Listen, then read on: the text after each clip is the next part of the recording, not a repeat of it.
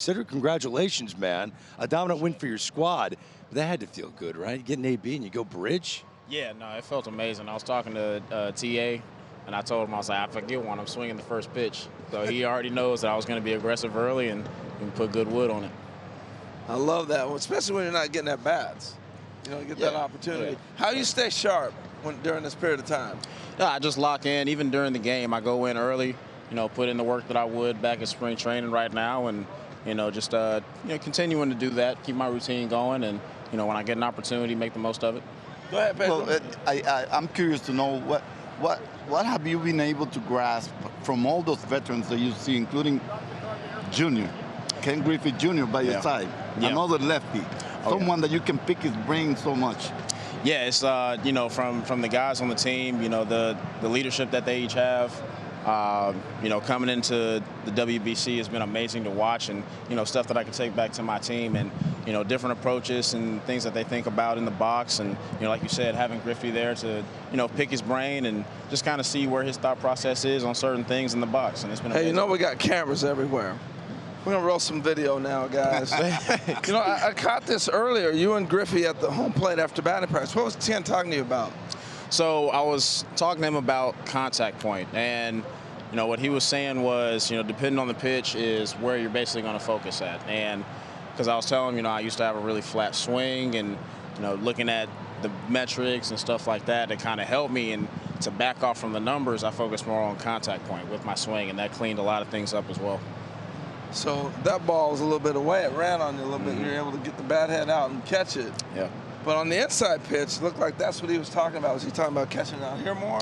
Yeah, so he was just saying he looks for, the middle, and to be able to adjust off of that instead of, sometimes I know that, we might look in on a guy and not be able to make an adjustment if it's out or third or away. So just being able to, cover the plate effectively was what we were talking about. You're making a name for yourself in the sport, but when you had to consider joining this team, a team that already had pretty famous center fielder in Mike Trout, you had to know that your natural position was clogged up by a guy that's going to play every single day. So what went through your mind during that process of determining that leaving spring training and running through this tournament with these guys was worth it to you? Yeah, that thought process took about 2 seconds. I was quick to jump on it. That was a no-brainer for me. Really?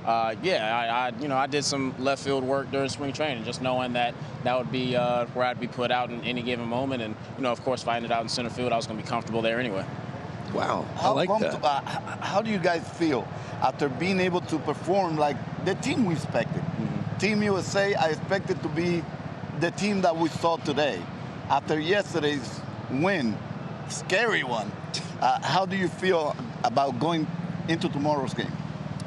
We feel confident. Not tomorrow, Tuesday. Tuesday. Yeah, so that game yesterday, the energy that got brought from not only our side, but from the fan base, just everything involved.